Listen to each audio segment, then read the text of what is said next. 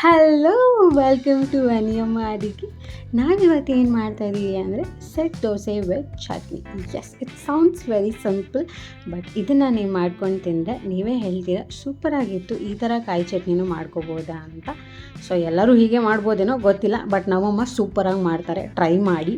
So ಇಲ್ಲಿ ನಾನು ಏನೇನು ತೋರಿಸ್ತಾ ಇದ್ದೀನಿ ಅದಷ್ಟನ್ನೂ ಎತ್ತಿಟ್ಕೊಂಡ್ಬಿಡಿ ಒಂದು ಸೈಡ್ಗೆ, ಬಿಕಾಸ್ ಮಾಡುವಾಗ ಈಸಿ ಆಗಲಿ. ಇದಿಷ್ಟನ್ನು ನಾವು ಗ್ರೈಂಡ್ ಮಾಡ್ತಾಯಿದ್ವಿ. ಅದಕ್ಕಿಂತ ಮುಂಚೆ ಡ್ರೈ ರೋಸ್ಟ್ ಮಾಡುವಂಥ ಒಂದಷ್ಟು ಇಂಗ್ರೀಡಿಯೆಂಟ್ ಇದೆ.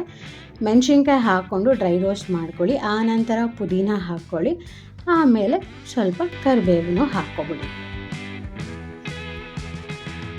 ಇದೆಲ್ಲ ಒಂದು ಸ್ವಲ್ಪ ಹುರ್ಕೊಳ್ಳಿ ಸಾಕು.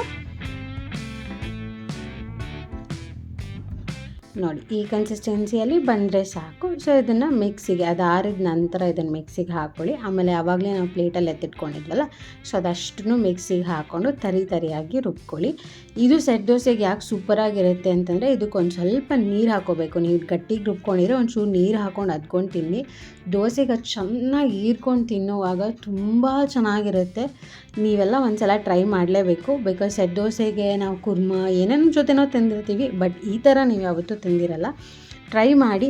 ಸೊ ಇದು ಇನ್ನೂ ಸ್ವಲ್ಪ ಎನ್ಹ್ಯಾನ್ಸ್ ಮಾಡೋಕ್ಕೆ ಟೇಸ್ಟು ನಮ್ಮಮ್ಮ ಇಲ್ಲಿ ಒಗ್ಗರಣೆ ಹಾಕ್ಕೋತಾ ಇದ್ದಾರೆ. 1-2 ಸ್ಪೂನ್ ಆಯಿಲ್ಗೆ ಸ್ವಲ್ಪ ಕರಿಬೇವು ಹಾಕ್ಕೋತಾ ಇದ್ದೀವಿ. ಏನದು ಇದೇನು ರೀ, ಸಾಸಿವೆ ಹಾಕ್ಕೋತಾ ಇದ್ದೀವಿ. ಸಾಸಿವೆಗೆ ಸ್ವಲ್ಪ ಮೆಣಸಿನ್ಕಾಯಿ, ಸ್ವಲ್ಪ ಕರಿಬೇವು, ಆನಂತರ ನಾವಿಲ್ಲಿ ಸೆಟ್ ದೋಸೆ ಹಾಕ್ಕೋತಾ ಇದ್ದೀವಿ.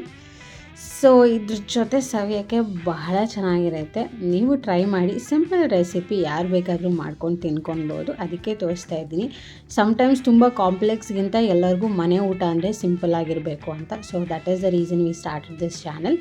ಸೊ ಮಾಡ್ಕೊಳ್ಳಿ, ತಿನ್ಕೊಳ್ಳಿ, ಹೇಗಿತ್ತು ಅಂತ ಹೇಳಿ. Like, comment and subscribe. Thank you so much for watching.